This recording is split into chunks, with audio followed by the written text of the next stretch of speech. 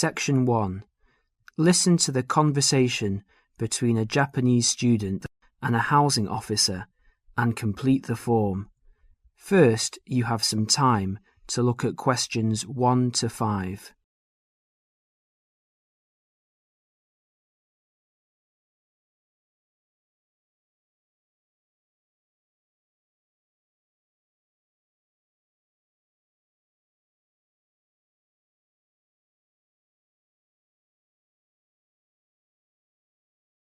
You will see that there is an example which has been done for you. The conversation relating to this will be played first. Yes, what can I do for you? My friend is in a homestay and she really enjoys it, so I'd like to join a family as well. Okay, let me get some details. What's your name? My name is Keiko Yoichini. Could you spell your family name for me, please? Yes, it's Yoichini. That's Yuichini. The student's family name is Yuichini, so that has been written on the form. Now we shall begin. You should answer the questions as you listen, because you will not hear the recording a second time. Now listen carefully and answer questions 1 to 5. Yes, what can I do for you? My friend is in a homestay and she really enjoys it, so I'd like to join a family as well. Okay, let me get some details. What's your name? My name is Keiko Yoichini. Could you spell your family name for me, please? Yes, it's Yoichini. That's Yuichini. And your first name? It's Keiko. Keiko. That's Keiko Yuichini. Okay. And you're female. And your nationality? I'm Japanese. Right. And could I see your passport, please? Here it is. Okay, your passport number is JO6337. And you are how old? I'm 28 years old. Now you're living in one of the colleges. Which one? Willow College, Rome 21C. Right, 21C, Willow College. And how long are you planning to stay with Homestay? About 4 months, longer if I like it. And what course are you enrolled in? Well, I've enrolled for 20 weeks in the Advanced English Studies because I need help with my writing, and I'm nearly at the end of my first 5-week course. Right, so you've completed 5 weeks and you have enrolled for another 15 weeks. That's about 4 months altogether. That's right, about 4 months. Before they continue their conversation, look at questions 6 to 10.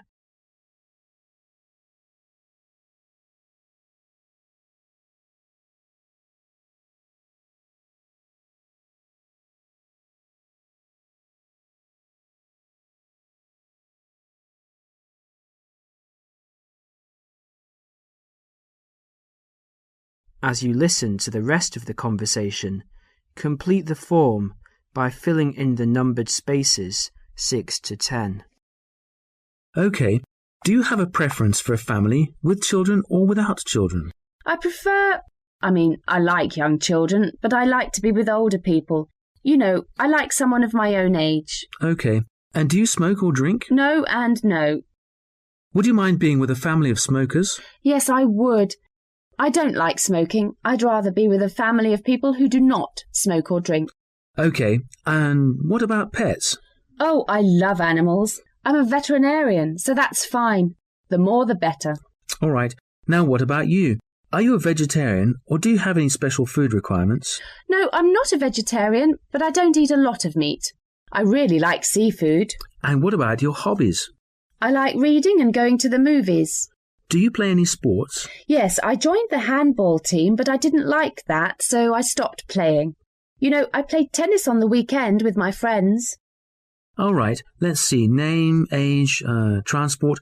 Are you familiar with the public transport system? No, I'm not really, because I've been living on campus. I've been to the city a few times on the bus, but they're always late. What about the trains? I like catching trains. They're much faster. Well, let's go and check on the computer to see what I've got. Listen, would it be okay to leave this with me? Could you come back after class this afternoon? Yes, of course. I'll check my records and I will give you details this afternoon. Thank you for your help. It's a pleasure. I'll see you this afternoon. Bye. Bye. That is the end of section 1. You now have half a minute to check your answers.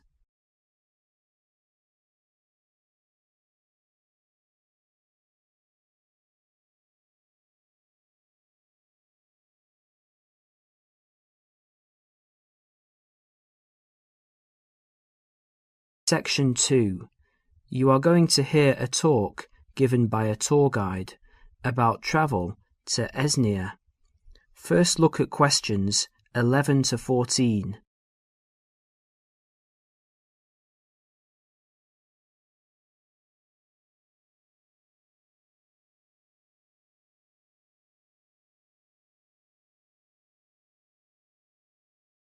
As you listen to the first part of the talk, answer questions 11 to 14. Hello everyone. As you know, this agency has specialized in tours and independent travel to Esnia for over 20 years. It's a magnificent place to visit, but it's not always as easy or as comfortable as it might be. So this tour is designed to help you handle the bureaucratic hassles and give you time and energy to enjoy the beauty of this breathtaking country. The first hassle is visas. Nowadays, Esnian visas are needed by almost all nationalities. The normal visa lasts for just 90 days, but a renewal is possible. It is worth leaving yourself plenty of time when applying, or I suggest, from experience, 2 months. That should do it. The latest confirmed price is £30, but it should be noted, and a lot of our regular travellers tell us that the price may change without notice and hold up visa processing. So ring up the Esnian embassy and check the price before sending out forms. Now, for those of you who are intending to take Esnia as part of a longer tour and want to wait till you get to another country, do remember that some Esnian consulates in neighbouring countries require you to provide a letter from your own embassy just to confirm your nationality. You can find a list of major embassies throughout the world in the student handbook on page 13. Oh, and one more thing. Check whether you need a multiple entry visa if you're leaving and re-entering Esnia on your tour. Before the talk continues, you will have a chance to look at questions 15 to 20.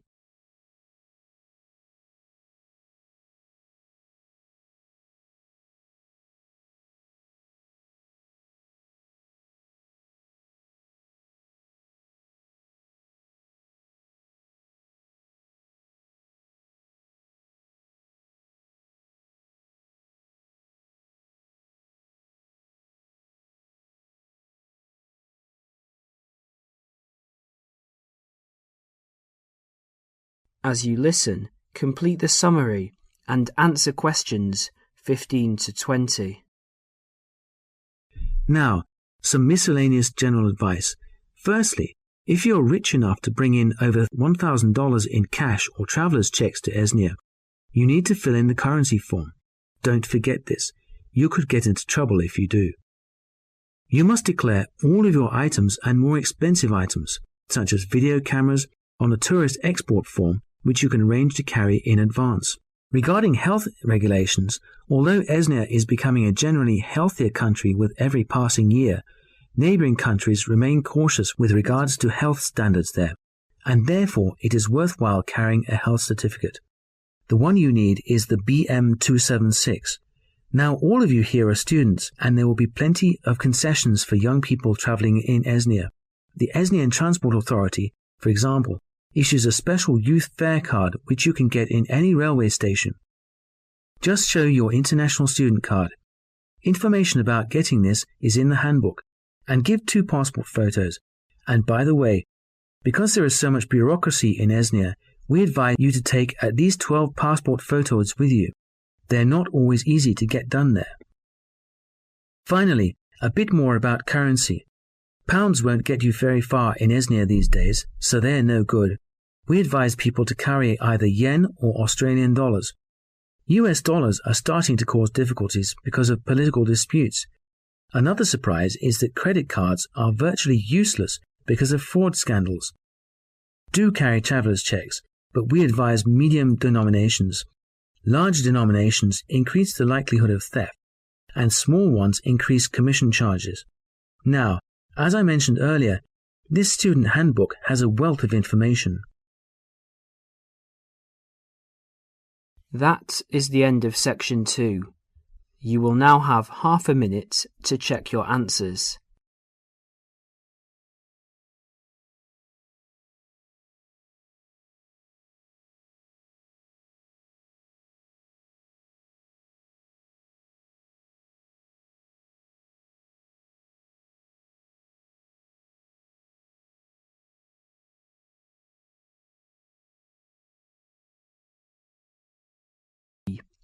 Section 3. In this section, you will hear a discussion about shopping habits. First look at questions 21 to 24.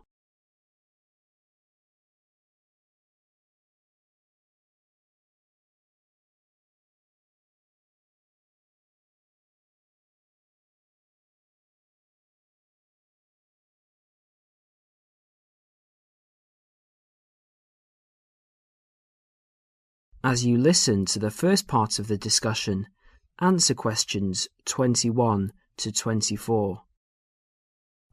Excuse me. I wonder if you'd mind answering a few questions. You see, I'm doing a project. Fine, what's this on? Well, I'm looking at the people's shopping habits. Okay. Can I ask you, first of all, are you a student? Well, I was a student here last year, but since then I've left, and I'm working in a bank now as a cashier. I just came to see a friend. Oh, that's okay. So how often do you go shopping? Oh, I buy a lot of books. Should I exclude books? Oh, if you leave books aside, what about shopping for all of your personal items, study things, and that sort of thing? Okay, because I go to the supermarket almost every day, it seems the other things, I'd say, I tend to do it every other week. And do you spend the same amount each time? I guess so. I only have about £100 a month spare, so I'd probably spend about £50 each time. What sort of shops do you like best? The department store or the small retail outlets? Oh, I like big department stores, so everything's in one place. The weather's so bad, so it's a bit miserable trudging from one little shop to another. Great. What do you find most difficult to buy? What do you mean? Well, what do you have to really search for? What takes you a long time to find? Oh, jeans, definitely. You can get hold of a sweater or a CD in a moment, but with jeans I can spend all afternoon and still not find a pair that fits. Okay, one last question. Who do you usually shop with? Now, I usually go shopping on my own, but if I want to make it more of a social occasion with friends to have a coffee and things, I often go with colleagues from work, in our lunch hour. Well, thank you very much. You've been very helpful. No problem. Before the next part begins, you will have a chance to look at questions 25 to 30.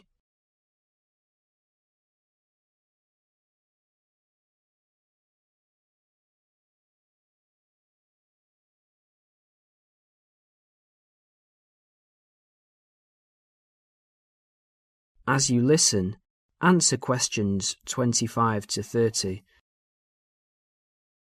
Hello, Dale. How did you get on with your shopping inquiries? Well, I got 50 people to answer questions, and the results were quite interesting.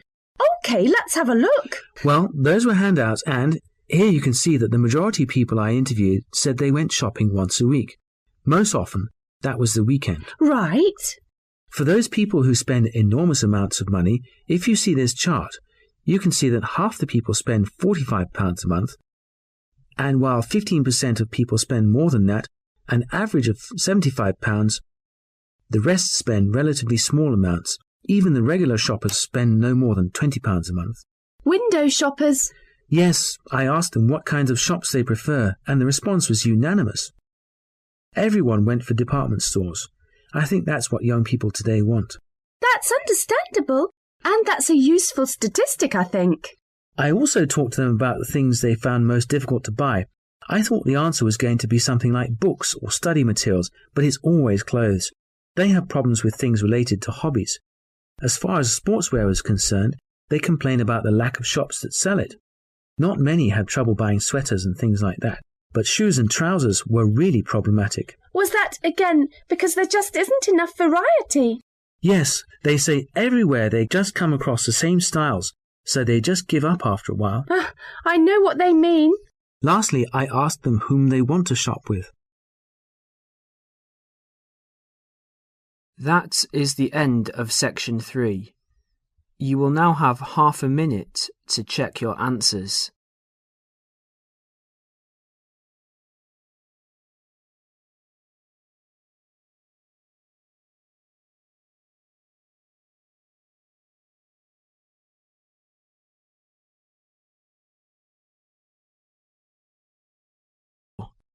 Section 4. In this section, you will hear a lecture about study and answer questions 31 to 40. First look at questions 31 to 40.